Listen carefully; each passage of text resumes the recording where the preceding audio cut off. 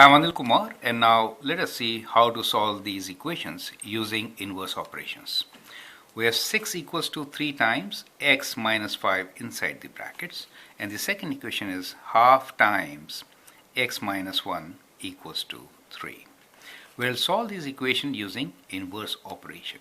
Let's begin with the first one. 6 equals to 3 times x minus 5.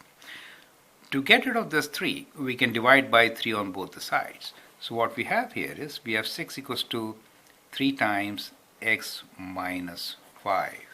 Now we can divide by 3 on both sides.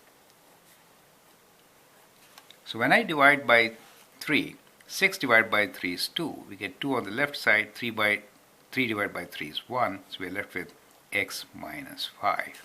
Now to get the value of x, we should add 5 on both sides, correct? So we have 2 equals to x minus 5.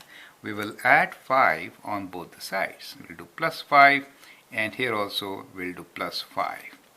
Now 5 plus 2 is 7, and minus 5 plus 5 is 0. We are left with x, so we get x equals to 7 as our answer, correct? So that is how we can solve such equations.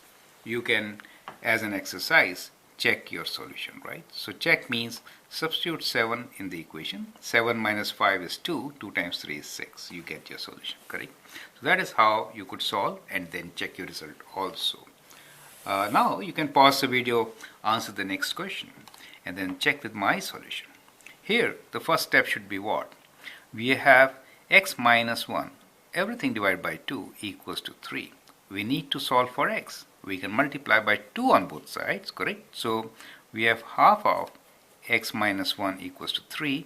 So what we can do is multiply by 2. I prefer to write 2 in brackets to multiply it, right? So if you don't write anything, even a dot here or multiplication sign, they all mean multiplication, correct? Now 2 divided by 2 is 1. So we're left with x minus 1 on the left side. On the right side we have 3 times 2, which is 6. Now we need to find what x is. It is x minus 1. What should I do? Inverse of minus 1 is plus 1, right? So we will add 1 on both the sides. So next step, we should add 1 on both the sides and solve for x. Minus 1 plus 1, as you know, is 0. So x is equals to 6 plus 1, 7. So our answer is again 7. You can check if it works for you. 7 minus 1 is 6. 6 divided by 2 is indeed 3. So that is how you can check your solution also. I hope that helps. Thank you and all the best.